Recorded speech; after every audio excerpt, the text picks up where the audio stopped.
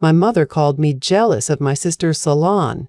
She said that right after I told her someone had forged my signature on a $184,000 loan guarantee. I didn't argue. I just asked if she'd checked the account balance that morning. The call came at 2007 on a Tuesday afternoon. I was at my desk at Morrison & Tate, running a quarterly audit for a lumber supplier.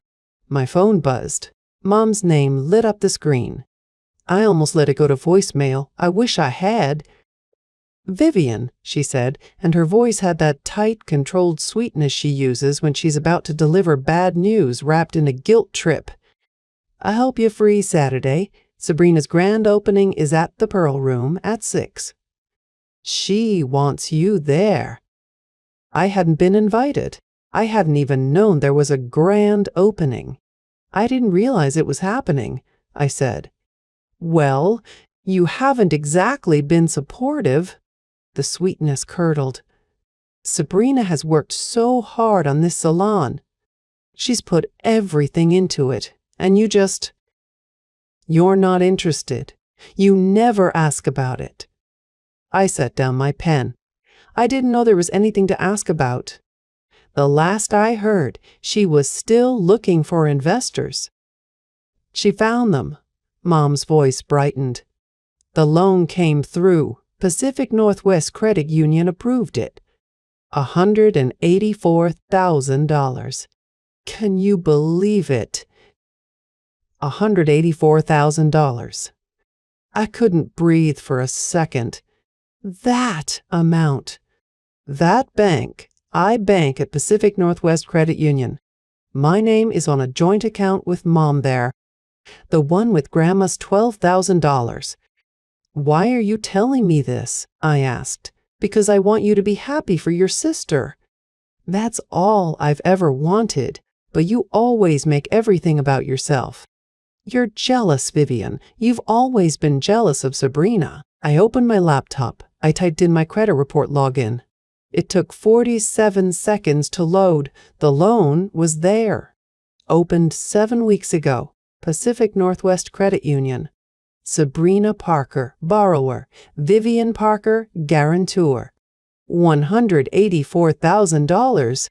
My name, my social security number, a signature I'd never written. "Mom," I said, and my voice was very quiet. "I never co-signed any loan." There was a pause, a long one. "Well, you must have," she said. "The paperwork went through. Everything was in order." "Did you see the paperwork?"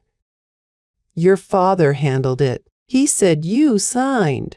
"Why would he lie?" I pulled up the bank's website. I logged into the joint account. The balance was still $12,000. It hadn't been touched. The transaction showed 3 deposits from years ago. Nothing recent at all. "Mom," I said slowly, "the joint account. Grandma's $12,000. It's still there."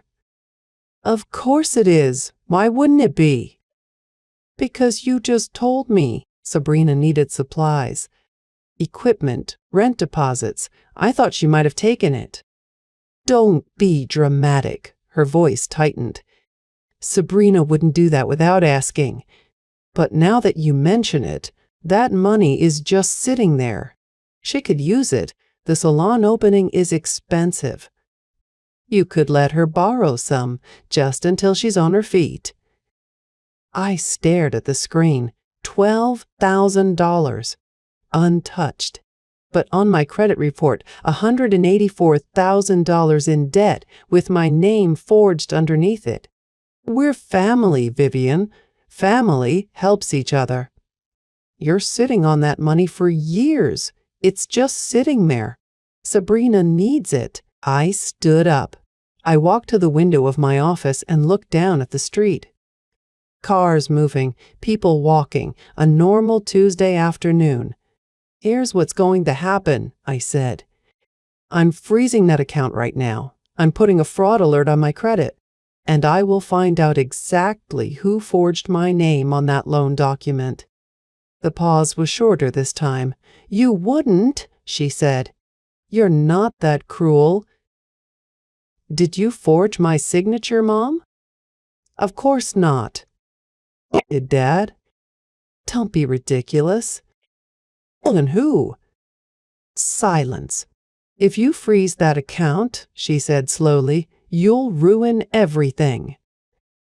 "The opening is Saturday. Sabrina has vendors to pay.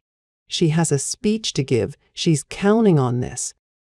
"I'm counting on not being $184,000 in debt for a salon I never agreed to." "She's your sister." "And you're my mother. You were supposed to protect me." She hung up. The line went dead. I stood there for a long moment. My hand was shaking, but my voice was steady. I set the phone down and opened a new tab. I needed to see those loan documents for myself. I needed to see my name on the line. The next morning, I drove to Pacific Northwest Credit Union. It was 7:58, 2 minutes before they opened. I sat in my car and watched an employee unlock the glass doors. My hands were steady on the wheel. I didn't know what I'd find, but I knew I needed to see it with my own eyes. I walked in at exactly 8 o'clock. The lobby smelled like coffee and fresh paper. Mrs. Delgado was at her desk, organizing files. She'd known our family for 22 years. She'd helped me open my first savings account when I was 12. She looked up and smiled. Then she saw my face. "Vivian," she said, "what's wrong?" I sat down across from her. "I need to see a loan file. One that has my name on it." She didn't ask why. She just turned to her computer and typed. Her fingers paused. She looked at me again, and this time her smile was gone. "Which loan?" she asked quietly. "The one for $184,000. For Sabrina's salon." She stared at me for a long moment. Then she stood up and walked to a filing cabinet in the back. She pulled a thick manila folder and brought it to her desk. She didn't sit down. "Vivian," she said slowly, "did you sign this?" "I don't know. I need to see it." She opened the folder and laid the document flat on the desk. It was a loan application. My name was typed at the top. Vivian Elizabeth Morrison. My social security number. My date of birth. All correct. All information only my parents would have. And at the bottom, a signature. It looked like mine at first glance. But I knew the second I saw it. The C in Vivian had a loop. A flourish. I never write my C that way. I write it clean, a simple curve, no extra movement. This signature had a loop and a tail. It was a performance. "A bad one. That's not my signature," I said. Mrs. Delgado didn't flinch. She pointed to the margin of the application. I saw this when the file was processed. I didn't want to believe it. I leaned closer. There was a note in the margin. Handwriting I recognized, Sabrina's handwriting. Cursive loops and dots over the I's shaped like little circles. 4 words that stopped my breath. Mom said Vivian would never notice. I read it 3 times. The room felt very still. The air conditioner hummed. A phone rang somewhere in the back. I could hear my own pulse in my ears. "When was this processed?" I asked. 7 weeks ago. She turned the page. The loan was dispersed in full. "Vivian, there's more." She pulled out a stack of account statements. She pointed at each line with her pen. June 10th, a withdrawal of $10,000. June 17th, another $5,000. June 24th, $8,000. July 1st, $7,000. July 8th, $6,000. July 15th, $5,000. July 22nd, $6,000. She looked up. $47,000 over 3 months. All in cash. All taken out by Sabrina. I did the math in my head. The loan was for equipment and rent. But $47,000 in cash? That wasn't for chairs and mirrors. That was spending money. That was getting caught in the current. She took it, I said. It wasn't a question. Yes.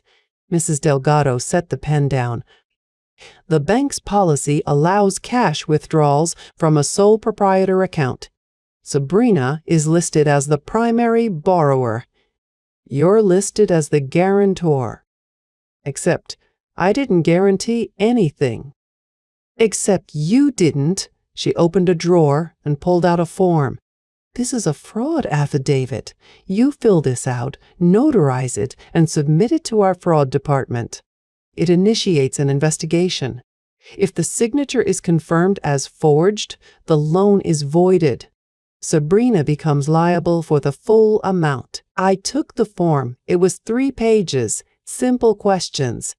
Your name, the date, a line to describe what happened.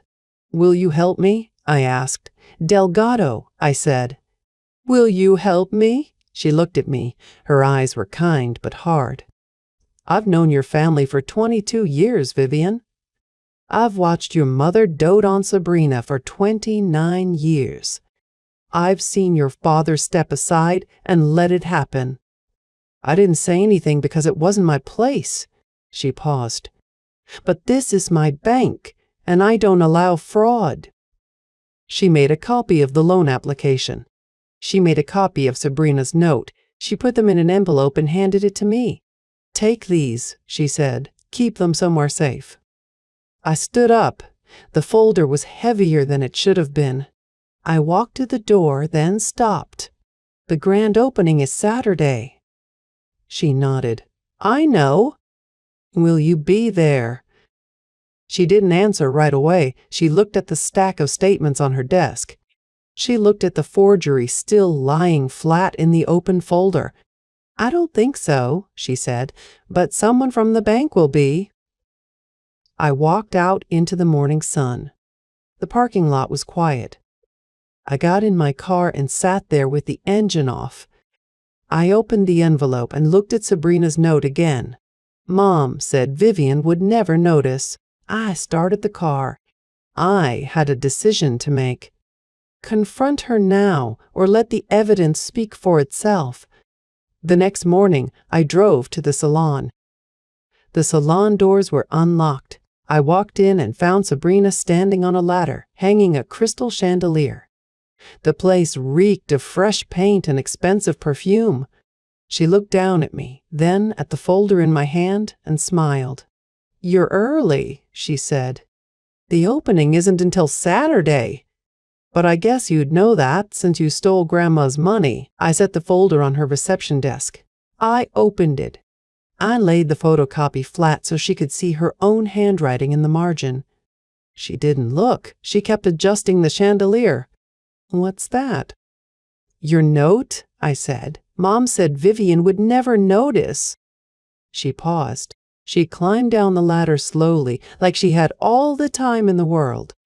She brushed dust off her hands and finally walked to the desk. She looked at the paper, then she laughed. You went to the bank, she said. I knew you wouldn't let it go. I told Mom you were too nosy. I found the loan on my credit report, Sabrina. $184,000. She shrugged. So what? You're not paying it. It's just a signature. It's forgery. It's a crime. She picked up the photocopy. She studied it like it was a piece of art. That's not going anywhere. Mom said you'd never check your credit. She said you're too busy being a boring accountant to notice. I told her you'd find out, but she insisted. I didn't speak. I waited. Sabrina dropped the paper on the desk.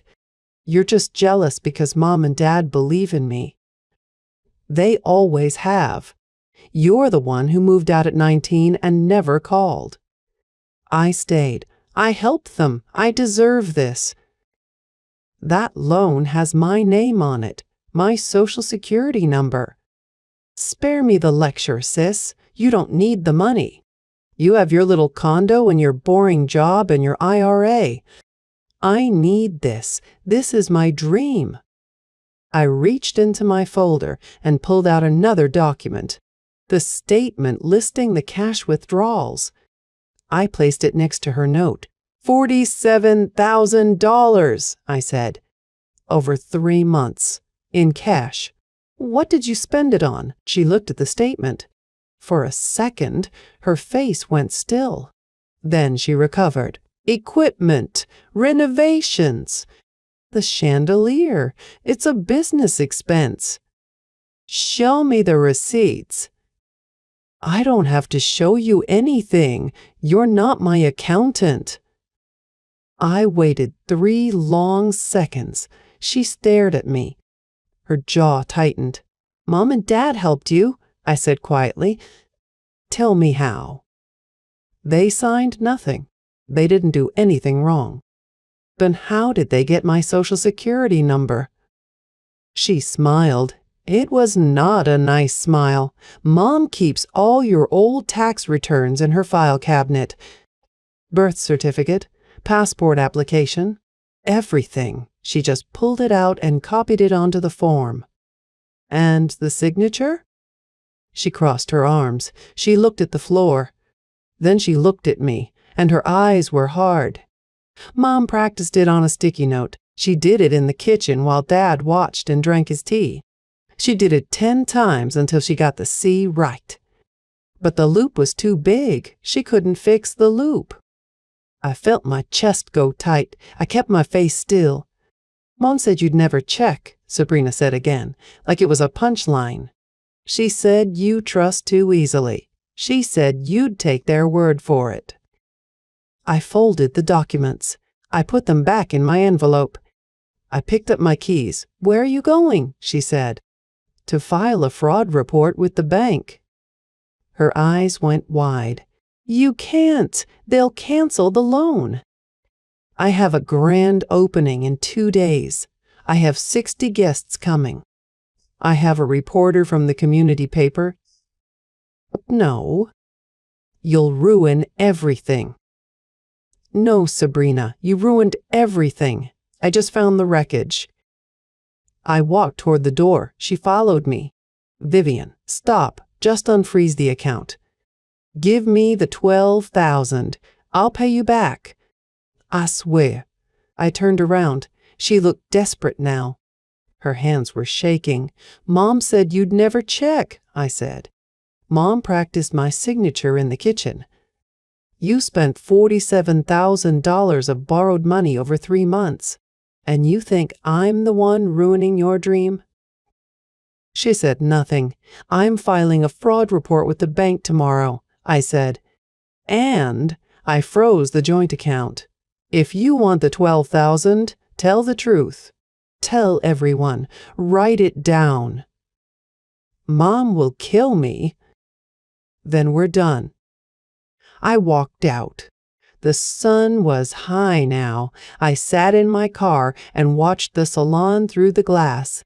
Sabrina stood in the middle of the room, her hands on her hips, screaming at no one. That evening, my father left a voicemail. I listened to it twice. If you don't unfreeze that account by tomorrow, don't bother coming to the opening. Didn't call back. The next morning, I called the bank's fraud department before I even made coffee. I sat at my kitchen table with the photocopies, Mrs. Biss's. Delgado had given me spread out in front of me. The forged signature, Sabrina's note, the withdrawal records. I dialed the number on the fraud affidavit. A woman named Denise answered. She asked for my name, my Social Security number, the loan number. I read everything off the documents. She put me on hold for 4 minutes. When she came back, she said a formal investigation had been opened. They would need a notarized affidavit from me confirming I did not sign the loan documents. I told her I already had the form. She said I could bring it in any time before close of business. I drove to the bank at 9:15. Mrs. Delgado notarized the affidavit herself. She read every page before she stamped it. Her pen paused over the line that said, "I declare under penalty of perjury that the signature appearing on the attached document is not my own." She looked at me. "This is the right thing," she said. "I'm sorry it has to be you doing it." I signed. She stamped and dated. She made a copy for me and filed the original in a manila envelope. "The fraud department will assign an investigator," she said. "Expect the call within 72 hours. I thanked her. She put a hand on my arm. "Vivian, your mother called me yesterday. She asked if I'd seen you. I told her I couldn't discuss account activity." "She's going to keep calling," I said. "I know, Mrs. Derry." Delgado smiled. "I've known your mother for 22 years. She doesn't like being told no." I left the bank at 9:45. I sat in my car and searched for certified handwriting experts in Portland. Patricia Owens came up first. Her website said she had 23 years of experience as a forensic document examiner. She had testified in civil and criminal cases. Her rates were listed clearly: $1,500 for a written opinion on a question signature. I called the number 8:15 the next morning, day 5. A receptionist answered. I explained the situation. She put me through to Patricia Owens herself. "Send me a clear copy of the question document," she said, "and 3 samples of your known signature. Ideally, I'll want signatures you made before the date of the question document. Old checks, tax forms, anything with your signature and a date." I had those. I had a drawer full of old check registers. I had my signed tax return from 2 years ago. I had my lease agreement from last year. "I can have the copies scanned and emailed within an hour," I said. "Then I'll have a written opinion to you this afternoon," she said. "I'll also provide an affidavit you can use in legal proceedings." I thanked her. I hung up. I spent 40 minutes scanning documents. I sent everything to Patricia Owens at 9:30. Then I called the bank's fraud department again to confirm they had received my affidavit. Denise confirmed receipt. She said the investigator would reach out within 72 hours. She also told me that the loan account was now flagged and no further disbursements could be made. That was good. That meant Sabrina couldn't pull more cash. At 4:17 that afternoon, my phone rang. I didn't recognize the number. I let it go to voicemail. It was my father. "Vivian, it's Dad. Listen, honey, I know you're upset. But you have to understand, your mother and I just wanted to help Sabrina. She's got such big dreams, and we thought..." Well, it didn't seem like a big deal, just a signature. Just paperwork. Nobody was going to get hurt. He paused. I heard him breathe. "But now you're filing reports? Getting the bank involved? Vivian, you're destroying this family. Your mother hasn't slept in 2 days. Sabrina is falling apart. Is this what you want? Is this really what you want?" I did not call back. At 6:47, another voicemail. My mother. "Vivian, it's Mom. I know you're angry. But honey, we never meant to hurt you. We really didn't. We just thought Sabrina needed a chance, and you've always been so capable, so independent. We knew you'd understand eventually. Just unfreeze the account, sweetheart. Let Sabrina have her opening. We can talk about everything else later. Please, just unfreeze the account." I listened to it twice. The second time, I noticed she didn't apologize. She didn't apologize for the forged signature. She said nothing about giving out my Social Security number. She just wanted the account unfrozen so Sabrina could keep spending. I saved the voicemail. I downloaded the file and stored it in a folder labeled "Opening Party, Saturday." She repeated that the opening was Saturday at 6. "Saturday at 6 at the Pearl Room," she said. "Everyone will be there. You should come, Vivian. It's still your sister." I checked my calendar. Saturday was in 3 days. The opening was Saturday. Sabrina would stand in front of 60 people and thank our parents for their support, and I would decide how to spend that evening. I didn't respond to the voicemail. I didn't respond to my father's either. I didn't delete them. I kept every single one. At 9:12 that night, a 7th voicemail arrived. My father again. This time, his voice was different, harder. Vivian, I'm going to say this once. You either unfreeze that account by Friday morning, or you are no longer part of this family. Do you understand me? No more calls, no more holidays. You are dead to us. Is that what you want? I set down my phone. I opened my laptop. Patricia Owens had emailed me at 8:45. Dear Ms. Morrison, the email began, I have completed my examination of the question document and your known signature samples. It is my professional opinion, with a reasonable degree of certainty, that the signature appearing on the loan application for Pacific Northwest Credit Union is not genuine. The question's signature exhibits a looped formation on the initial capital C's that is inconsistent with your established handwriting pattern across all 3 known samples. A formal written opinion and notarized affidavit will be sent to you via overnight mail. Please expect delivery by noon tomorrow. I read the email 3 times. Then I forwarded it to the fraud department at the bank. The opening party was Saturday. I decided to attend, not to celebrate, but to watch. The Pearl Room was exactly what I expected. White marble floors, crystal chandeliers, fresh flowers on every table, 60 guests milled about in cocktail dresses and pressed suits. Champagne flutes clinked. A photographer from the community paper circled the room, snapping shots of the champagne tower and the gold-lettered sign that read, Sabrina Parker Salon, Grand Opening. I stood near the back wall, next to a pillar. I wore a simple black dress, no jewelry. I'd arrived alone, 15 minutes early, and taken a seat at the far end of the last row of chairs. My mother spotted me immediately. She was wearing a cream silk blouse and a smile so tight it looked painful. She crossed the room in 7 seconds flat. You came, she said. Not a question. I decided to. She studied my face, searching for something. Anger, maybe. Tears. I gave her nothing. I simply stood there with my hands at my sides and watched the room fill. My father appeared behind her. He didn't meet my eyes.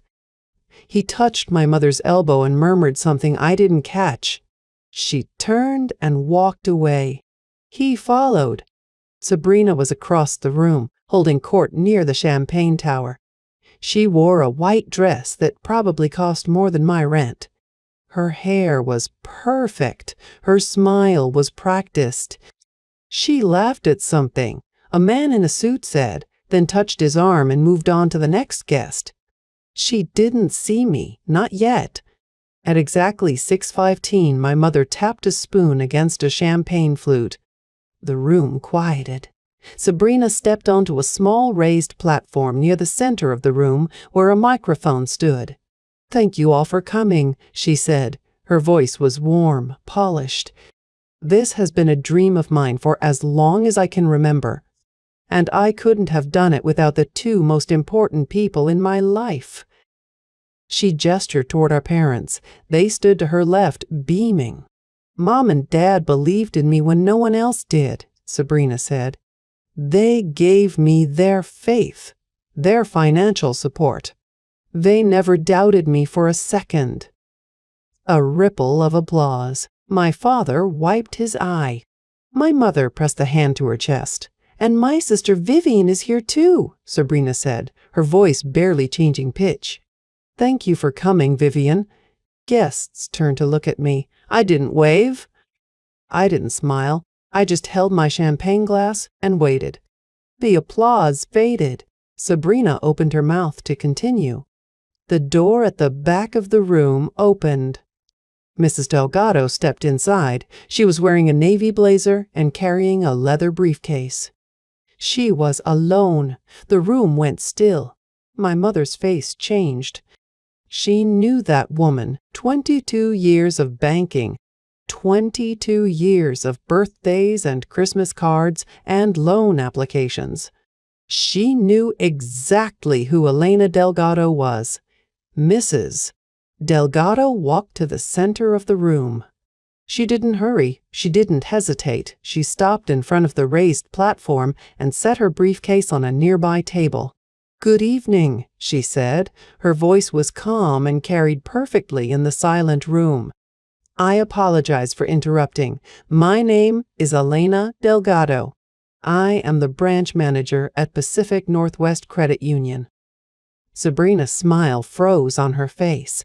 "I'm here regarding the business loan issued in the name of Sabrina Parker, Mrs. Brina Parker."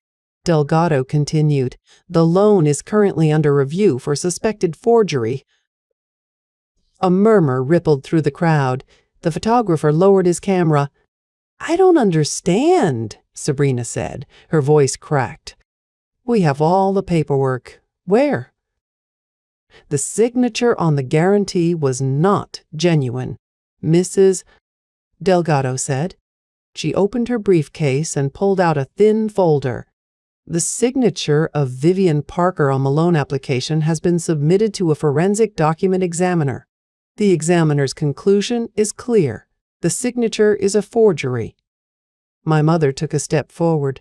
"Elena, please." "Additionally," Mrs. Delgado said, raising her voice just enough to cut through, "over the past 3 months, $47,000 in cash has been withdrawn from the loan account. These withdrawals were not authorized for equipment or rent. They were made by Sabrina Parker personally." The room went silent, dead silent. I could hear the ice melting in someone's glass. Sabrina's face went white. She grabbed the edge of the podium. "That's not true," she said. "I needed the cash for contractors." "The withdrawals occurred on 7 separate occasions," Mrs. Delgado said.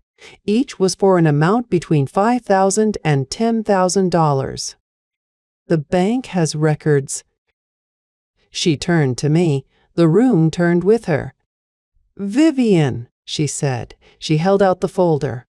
I took it.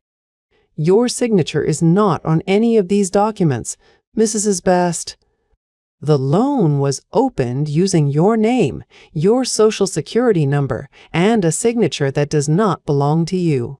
The bank's fraud department will be in contact."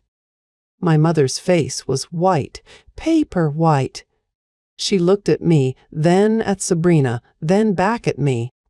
Her mouth opened and closed like a fish gasping for air. My father stepped forward and reached for Mrs. Parst. Delgado's arm. "Now wait just a minute. Dies." Mrs. Delgado didn't flinch. She turned to face him, and he stopped mid-reach. His hand hung in the air. "Mr. Morrison," she said, "I have known this family for 22 years. I helped your daughter open her first savings account when she was 12 years old. I am not here as an enemy. I am here because I found a crime in my bank's files, and I reported it." My father's hand lowered. The room was chaos now. Guests whispered behind their hands. The photographer had his camera up again, snapping frames. Someone near the door was already putting on their coat. Sabrina stepped off the platform. Her heels clicked against the marble. She walked toward me, and for one moment I thought she might say something real, something honest. She stopped 3 feet away. "You did this," she hissed. The room heard her. I didn't respond. I opened the folder Mrs. Delgado had given me. Inside was a copy of the loan application, a copy of Sabrina's handwritten note, a copy of the forensic examiner's report, and a single sheet of paper with the bank's fraud department letterhead. I closed the folder and looked at my sister. "I didn't do anything," I said. "You did." Sabrina's face crumpled. She turned and pushed through the crowd toward the back exit. Someone's champagne glass tipped and shattered on the marble floor. My mother grabbed my arm, her fingers dug in. "Vivian, we need to talk about this." I looked at her hand on my arm. Then I looked at her face. "There's nothing to talk about," I said. "The bank will handle it from here." I pulled my arm free, tucked the folder under my elbow, and walked toward the door. Behind me, I heard my father's voice. "Linda, why did you do this?" I didn't turn around. The party dissolved into chaos. Guests whispered, Sabrina sobbed, and my parents stood frozen. But the real consequences were just beginning. Mrs. Delgado called me approximately 2 weeks after the party. It was the middle of the afternoon. Her voice was calm, professional. I'd heard that tone before. She used it the day I walked into her office and saw my forged signature for the first time. "Vivian, the fraud department has completed its review," she said. "The loan has been declared void due to forgery. Sabrina will receive formal notification by certified mail this afternoon." I sat at my kitchen table. The documents were still spread out in front of me. Sabrina's note, the forged signature, the withdrawal records. "Thank you, Mrs. Delgado," I said. "One more thing," she said. "Sabrina is now personally liable for the $47,000 in cash withdrawals. Those were made with her signature. The bank will pursue collection." I hung up and stared at the ceiling. The loan was gone, but the money wasn't.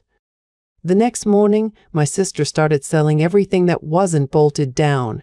Sabrina posted the BMW on Facebook Marketplace at 11:00 a.m.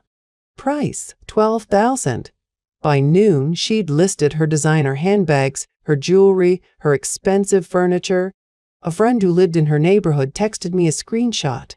Sabrina's caption read, "Moving sale. Everything must go." She sold the car within a day. The bags went the next afternoon.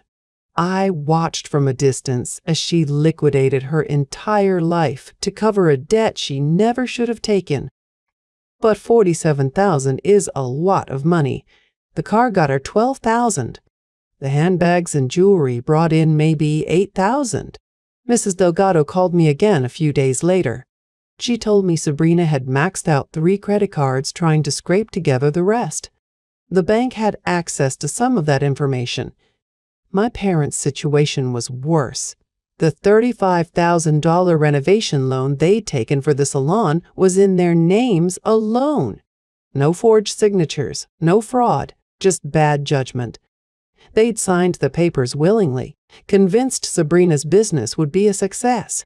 Now, the bank wanted its money, and Sabrina was broke. I waited 1 week, then another. The dust settled.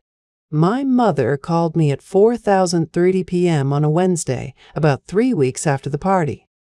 I let it go to voicemail. She left a long message, her voice cracking. "We're going to lose the house, Vivian. The bank is threatening foreclosure. We need your help." I listened to it twice. Then I drove to the precinct and filed a police report for identity theft. The officer at the desk was young, maybe 25. He typed slowly as I explained the situation. Loan application, forged signature, withdrawn cash. Social Security number used without permission. "And what action are you seeking?" he asked. "I'm giving them 30 days to repay my grandmother's inheritance," I said. $12,000. If they do, I won't press charges. He nodded and typed some more. "And if they don't?" I looked at the paperwork in my hands, the forged signature. Sabrina's note, my parents' empty promises. "Then I'll let the system work," I said. I sent a formal email to my parents that evening. Short, professional, no emotion. I attached the police report. I stated the terms. Repay $12,000 within 30 days to the account I specified.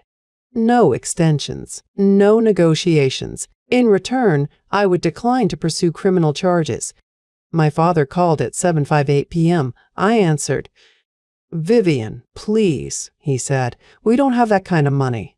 The house refinancing alone is going to take everything we have." "Then you should have thought about that before you stood by while Mom forged my signature," I said. "It was just a signature," he said. "It didn't mean anything." "It meant $184,000 in my name," I said. "It meant fraud. It meant identity theft." There was a long pause. I heard my mother crying in the background. "We're your family," my father said finally. "How can you do this to us?" I didn't have a good answer for that, so I said nothing. The 30 days started ticking. I drove to the precinct on a Tuesday morning. The officer at the desk, a woman named Sergeant Okonkwo, pulled up my case file.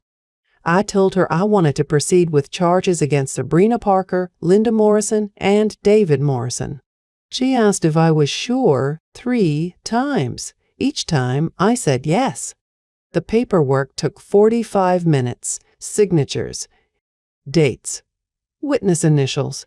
I wrote my name on each line carefully. No loops on the C. Not one. I left the precinct at 10:15. The sun was trying to break through the clouds. It didn't quite make it. Life went back to its routine. I went to work. I balanced ledgers. I ate lunch at my desk. Morrison and Tate had a quarterly review coming up, and I buried myself in spreadsheets. 3 weeks later, Mrs. Delgado called. "The charges have been filed," she said. "Sabrina was arrested this morning." I thanked her. I hung up. I sat in my office and stared at the wall for 4 minutes. Then I opened another spreadsheet. The arrest made the local news. A small article on page 4 of the community paper. Salon owner charged with identity theft. My name wasn't mentioned. I had requested that. My mother called 43 times in the first week. I didn't answer any of them. My father called twice. I didn't answer those either. 4 months after the grand opening, the salon closed. I drove past it once, by accident. The sign was down. The windows were papered over. A foreclosure notice was taped to the front door. The Pearl Room was just an empty space again. I heard from a former coworker of my mother's, someone I hadn't spoken to in years, that Sabrina had moved in with my parents. Her name was on a list of defaulted borrowers at the credit union. She couldn't open a bank account anywhere in the state. My parents refinanced their house to cover the $35,000 renovation loan. They sold their vacation property in Oregon for what they could get. My father's retirement account took a hit. The 30 days came and went. No repayment arrived. No call, no message. The $12,000 stayed in the frozen joint account. I didn't move it. I waited to see if they would try. They didn't. The last piece of news I got came in a letter. It was waiting for me when I got home from work, 5 months after the party. A white envelope with my mother's handwriting on the front. Return address in the top left corner. No postmark. She had dropped it in my mailbox herself. I opened it in my kitchen. 2 pages, single-spaced blue ink. My mother's handwriting was shaky. She wrote about how they never meant to hurt me. How Sabrina was just trying to build something. How family should forgive family. How the past was the past. I read it twice. Then I folded it back into the envelope, slipped it into a drawer with the other documents, and closed the drawer. She had asked, at the end, if we could talk. I didn't reply. 2 days after the letter, I went to the credit union. I withdrew the $12,000 from the joint account. The money my grandmother left me, the money my mother was supposed to hold. I drove to the women's shelter on Hawthorne Avenue, a small brick building with a faded sign and clean windows. The woman at the front desk was named Ruby. I told her I wanted to make a donation. How much? She asked. $12,000, I said. She blinked. Then she smiled. That's very generous. I filled out the paperwork. I wrote the check. I didn't put a memo line. Ruby asked if I wanted a receipt for my taxes. Yes, I said, please. That was 6 months ago. I still work at Morrison and Tate. I still balance ledgers. I still eat lunch at my desk. My mother has sent 3 more letters. I haven't opened them. My father called once, on my birthday, from an unknown number. I let it go to voicemail. He said, "Vivian, honey, it's Dad."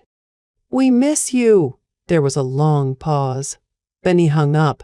I deleted the message. Some debts can't be repaid with apologies. Some trust can't be rebuilt with a letter and a phone call and a wish that things could go back to how they were. I think about my grandmother sometimes. She used to tell me that families are like gardens. They need tending. They need water and sunlight. But sometimes, she said, you have to pull the weeds out by the root or they'll choke everything else. I pulled the weeds. The garden is silent now. But it's clean. Thank you for listening to my story. If you found yourself in it somewhere, please like and subscribe, and remember, family loyalty should never be a one-way street.